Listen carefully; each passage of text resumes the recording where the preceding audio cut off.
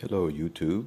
I decided to do my own coolant flush on my 2005 Z4 2.5 liter. Safety first, make sure that you chuck your car so it doesn't roll on you. Make sure that you put jack stands in the correct place, right there on your pads. And once you have it on jack stands, there's two things you need to remove. There's a cowl right here. You need to remove that so you can have access to the bleeder screw. And also you need to remove the bottom splash guard, which I'll show you in a moment, which is under the car, and it goes right here. Once you have the splash guard off, then you can come access the bleeder screw for the radiator, which is that blue one right there. It's on the driver's side. And if you continue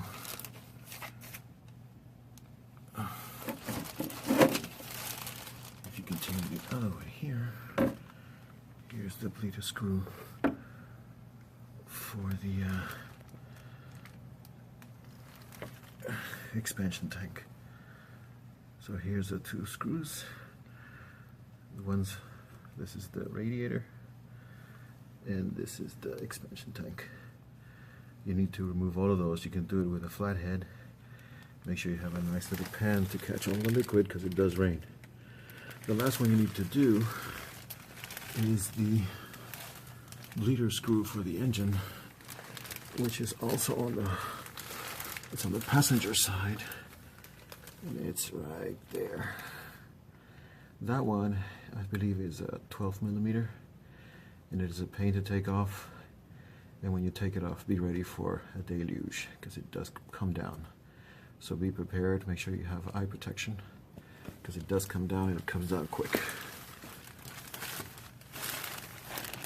So after heating the system, that's what I got. Obviously, I put the wrong type of coolant. That's why I'm doing the coolant flush, number one. And number two, my car is a 2005 and I've never done a coolant flush, and it's suggested that you do it every 4 years. Anyway, I'll get back to you now that it's drained. I'm going to put the new coolant in and make sure that it's bled, and I'll show you how that's done in a second. So once I drained it, I filled the coolant. So right now I'm bleeding it, making sure that there's no bubbles coming out through here. The new bleeder screw.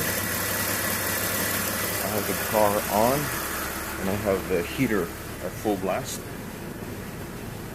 Okay, make sure it's at full blast. I keep monitoring the temperature. It should stay in the middle once it gets to operating temperature, and you should get heat out of your vents. If you get heat out of your vents, and this stays at the middle of the gauge, then your flush was successful and you have no air in the system.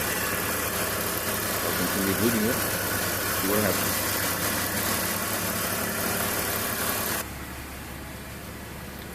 So as you can see, to operating temperature,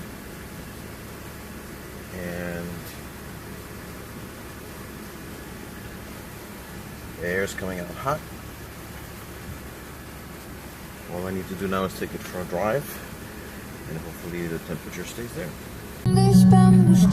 So last night I did the entire flush for the cooling system. So the last thing you want to do after you've done your flush is you want to take the car out for a drive, at least 10 miles or 10 minutes, whatever, and make sure that the gauge, the coolant gauge, stays in the center like mine is.